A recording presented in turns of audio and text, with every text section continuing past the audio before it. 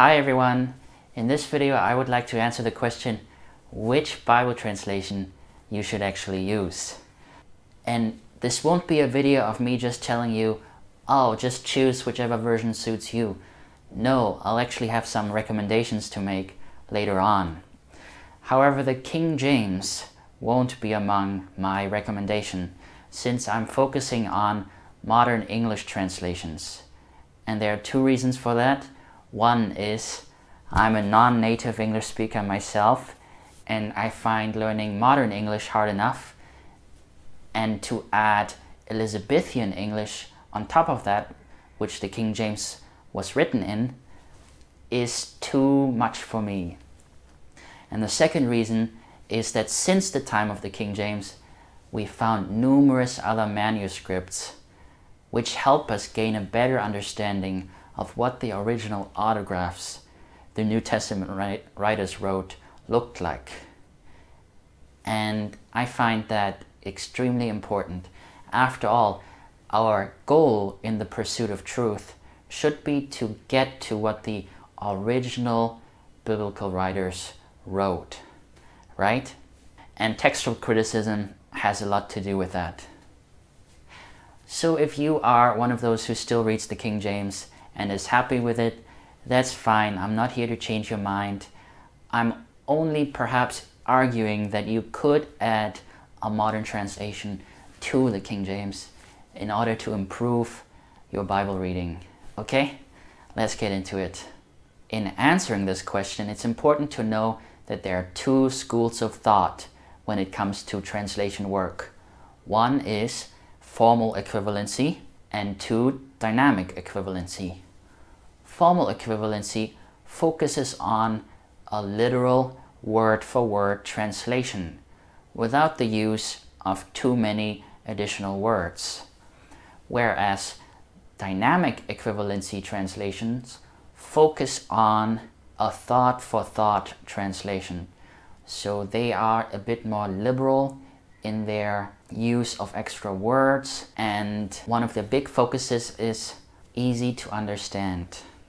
The formal equivalency camp includes translations such as the ESV, ISV, NASV, NKJV, and the Net Bible. And the dynamic equivalency camp includes paraphrases such as the Message and the Living Bible. And the NIV falls somewhere in between.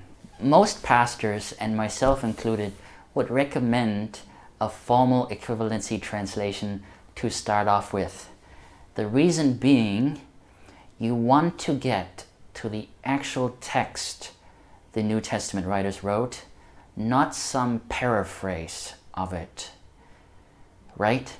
Paraphrasing also includes a certain amount of interpretation, and that's another red flag for me.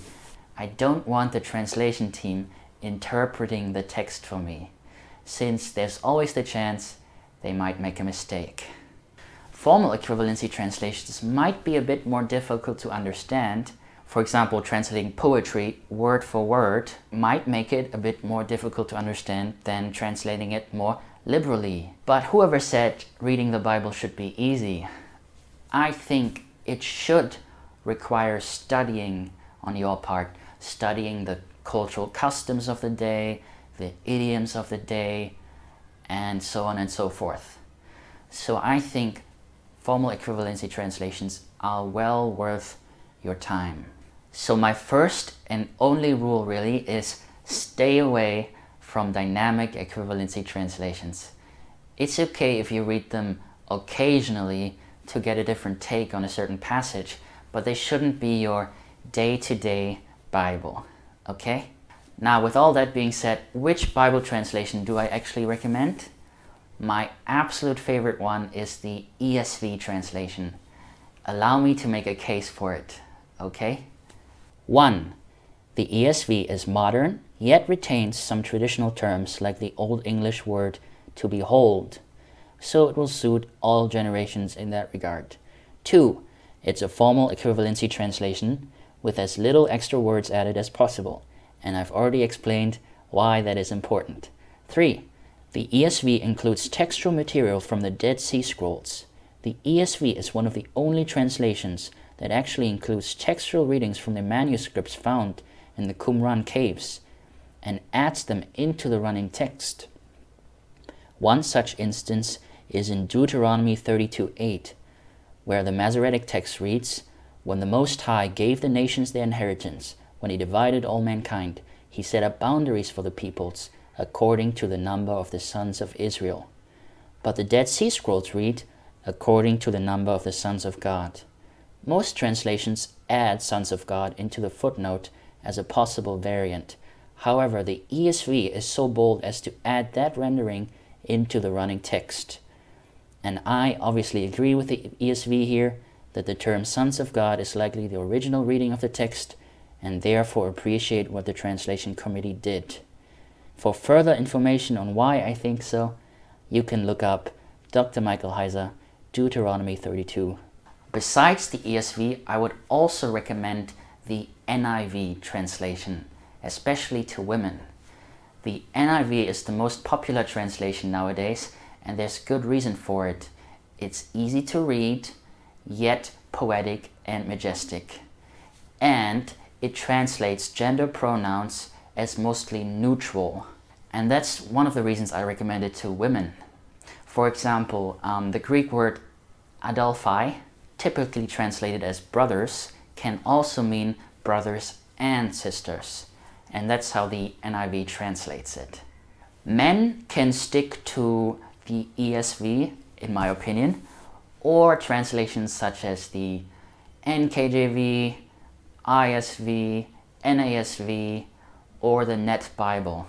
For those of you who are particularly interested in the translation process and why a particular word is chosen over another, I would recommend the Net Bible or the New English Translation, because it includes numerous footnotes where they explain exactly how they translated this verse and why they did what they did. And Dr. Daniel B. Wallace, who's an excellent Bible scholar and textual critic, contributed to the Net Bible.